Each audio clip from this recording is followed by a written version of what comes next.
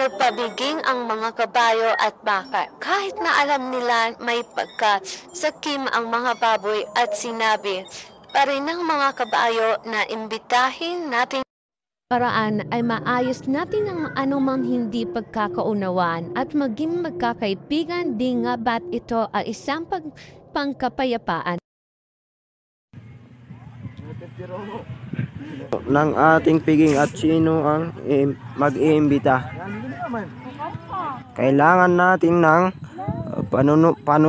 kailangan natin ng pinunong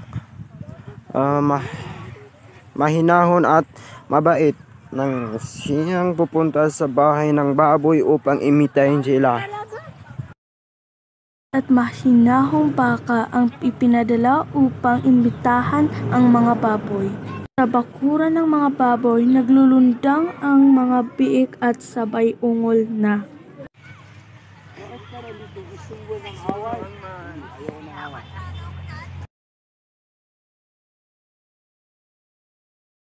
Nadala ako rito upang ibintahan kayo sa isang piging. Kailangan kong malaman kung kayo ay dadalo upang masabi ko sa aking pinuno. Pusap ang mga bata at matandang baboy. Ang taon ay malapit na.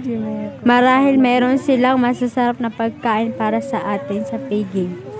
Sa palagay ko ay kailangan natin dumalo. Mga baboy ang mahusay magsalita sa kanila upang sabihin sila ay dadalo sa piging. Araw ng piging, lahat ang mga baboy ay dumating. Nakita nilang ang pinuno na ay ang pinakamaganda sa mga grupo ng mga baka at napakabait sa mga bisita. Kinausap ng pinuno ang lahat ng baboy at baka at iba pa hayop. Karaan ang ilang sandali, mahinahon silang kinausap ng pinuno at sinabi niya sa mga matatandang baboy ang naisip namin na makabubuti at kaaya-aya kung wala nang away sa pastulang ito. Usap sila lahat ay nananalo ang mga baboy.